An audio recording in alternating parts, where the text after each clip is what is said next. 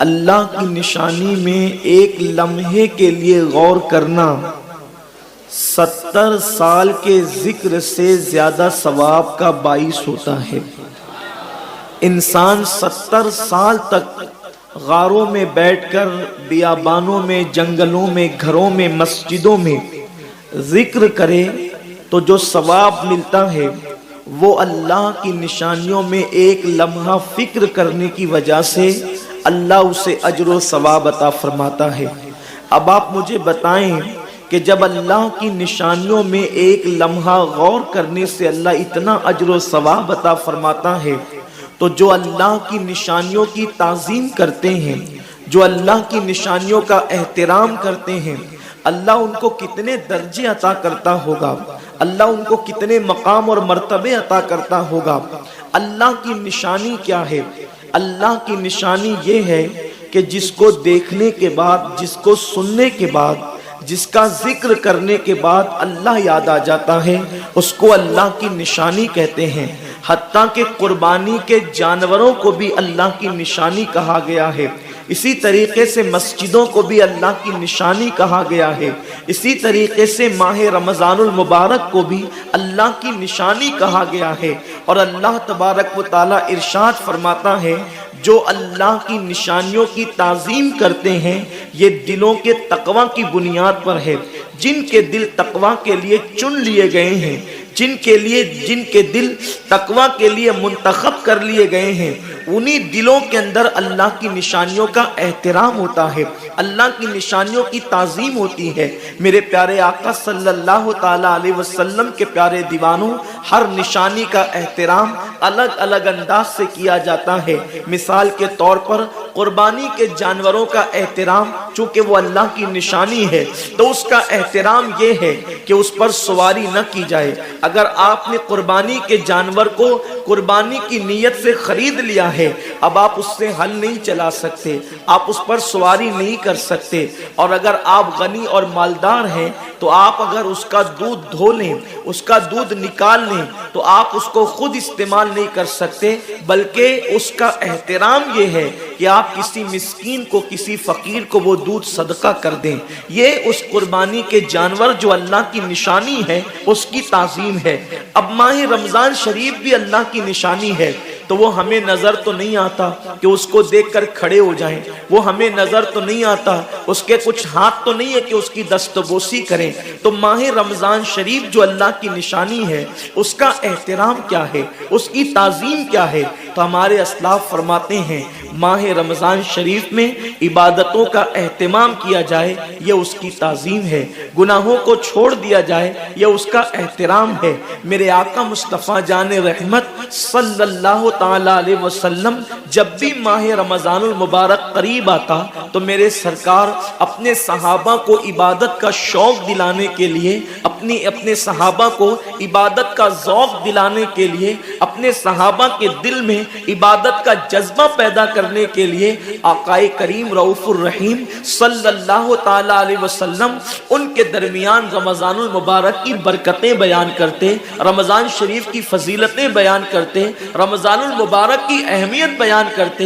ایک مرتبہ اللہ کے محبوب مصطفیٰ جان رحمت صلی اللہ علیہ وسلم فرماتے ہیں، اے میرے صحابہ، اب تم پر ایک ایسا مہینہ جلوگر ہونے والا ہے کہ جس کی پہلی رات کی شان یہ ہے، جس کی پہلی رات کا مقام اور مرتبہ یہ ہے کہ جب ماہ رمضان کی پہلی رات آتی ہے تو آسمانوں کے دروازے کھول دیے جاتے ہیں، جنت کے دروازے کھول دیے جاتے ہیں، جہنم کے دروازے بند کر دیے جاتے ہیں، اور عرش کے نیچے سے ایک ہوا چلتی ہے، اور وہ ہوا جب رحمت کی ہوا چلتی ہے تو اللہ اس رات اپنے بندوں کو پیار کی نظر سے دیکھتا ہے، محبت کی نظر سے دیکھتا ہے، اور اللہ کی محبت کی نظر جس بندے پر پڑ جاتی ہے اللہ اس پر جہنم کی آگ کو حرام فرما دیتا ہے۔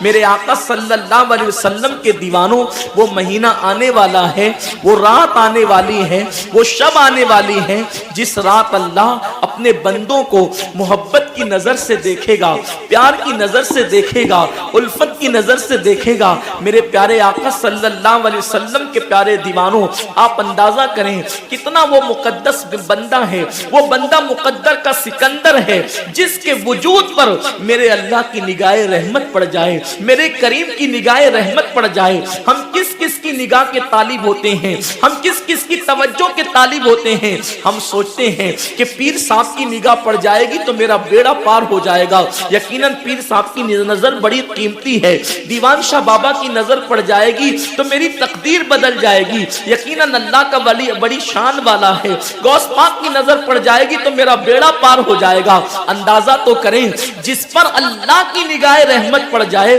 اور وہ رمضان شریف کی پہلی رات میں ہوتا ہے کہ اللہ اپنے بندوں کو پیار کی نظر سے دیکھتا ہے، اللہ اپنے بندوں کو محبت کی نظر سے دیکھتا ہے، اور خدا کی نگاہ رحمت جس پر پڑ گئی پھر اس کو جہنم کی آگ چھو نہیں سکتی، اس کو جہنم کی آگ جو ہے اس کو جلا نہیں سکتی۔ لیکن کتنے افسوس کی بات ہے، ماہ رمضان شریف کی ایسی برکت والی رحمتوں بھری رات آتی ہے، اور وہ پہلی رات آتی ہے، اور اس رات میں ہم کیا کر رہے ہوتے ہیں؟ اس رات میں ہمارا حال یہ ہوتا ہے کہ ہم ہوٹل پہ بیٹھ کر ٹائم پاس کر رہے ہوتے ہیں، اس وقت ہم گھروں کے اندر بیٹھے ہوتے ہیں اور وقت کو ضائع کر رہے ہوتے ہیں۔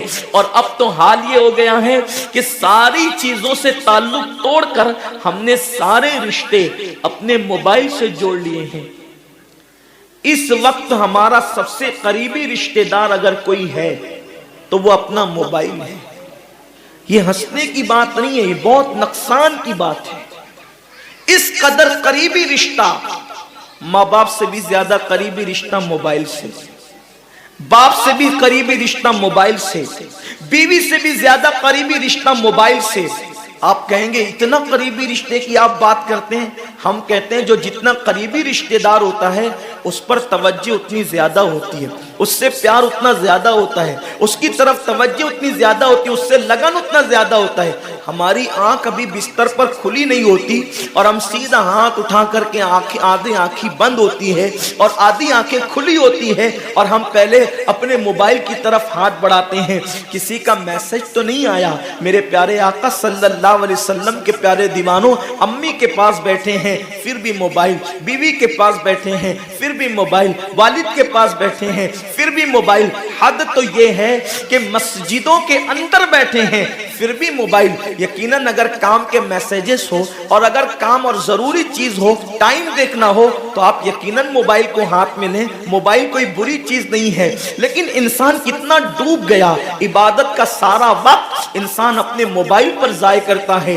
وقت کی قلت، انسان بار بار شکایت کرتا ہے، وقت کی قلت دامنگیر ہے، ٹائم میرے پاس نہیں ہے، وقت میرے پاس نہیں ہے، میں بہت مصروف ہو گیا ہوں، میں بہت بزی ہو گیا ہوں۔ لیکن اس کو دیکھو کہ رات کے 2-2 3-3 بجے تک کے آن لائن رہتا ہے بلا ضرورت۔ ضرورت ہے تو کوئی بات نہیں، بلا ضرورت۔ میرے آقا صلی اللہ علیہ وسلم کے دیوانوں، موت کی تلوار ہمارے سروں پہ لٹک رہی ہے اور ہمیں جلد سے جلد موت کی تیاری کرنا ہے۔ صوفیہ فرماتے ہیں جیسے سورج غروب ہونے والا ہوتا ہے تو کسان نظر سورج پر رکھتا ہے اور جلدی جلدی کام نپٹانے کی کوشش کرتا ہے۔ اس کو یاد ہے یہ بات، اس کے ذہن میں یہ بات کہ آج کا سورج غروب ہونے سے پہلے پہلے میں نے اپنے کام کو مکمل کر دینا ہے، تاکہ کل کا سورج طلوع ہونے کے بعد میں نے پھر بیج بو کر کے آگے کا کام کرنا ہے۔ میرے آقا صلی اللہ علیہ وسلم کے دیوانوں، وہ کسان اگر یہ سورج غروب ہوتے ہوتے مر گیا